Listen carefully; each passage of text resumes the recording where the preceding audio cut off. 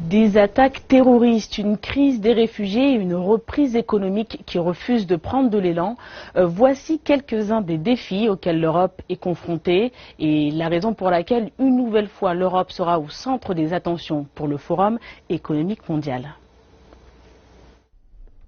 Comme chaque année, le Forum économique de Davos aborde les grandes questions qui semblent souvent loin de l'atmosphère des soirées cocktails et des randonnées en ski.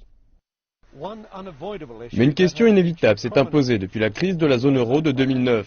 L'Europe, qui n'est plus sous la menace d'une ruine financière, agit toujours comme un frein à toute réelle reprise économique mondiale. L'économie européenne connaît une reprise, mais recommence encore à faiblir après avoir atteint un pic de 1,5% de croissance l'année dernière. C'est beaucoup trop lent et reste un problème, donc cela signifie que l'Europe n'arrive pas à faire que sa croissance dépasse les 2%.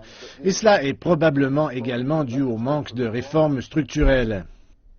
Mais avec plusieurs attaques terroristes ayant eu lieu en France l'année dernière, liées au groupe extrémiste État islamique en Syrie et en Irak, ainsi que l'afflux de réfugiés, ce n'est pas seulement sur l'économie que l'Europe et le monde doivent s'inquiéter. Je pense que la communauté internationale sera davantage concernée par la géopolitique concernant l'Europe et comment elle affecte l'Europe. Par exemple, la crise des réfugiés plutôt que par l'économie. En réponse à la crise des migrants et des attaques terroristes, la moitié des pays européens ont d'ores et déjà réintroduit des contrôles aux frontières dans ce qui est normalement la zone de libre circulation de Schengen.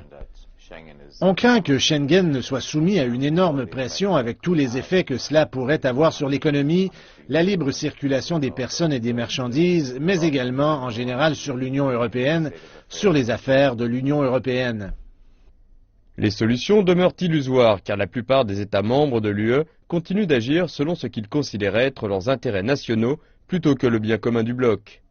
Le Premier ministre britannique David Cameron sera de nouveau présent cette année pour discuter du référendum qui aura lieu prochainement dans son pays et qui portera sur la question de savoir si la Grande-Bretagne restera dans l'Union européenne ou non.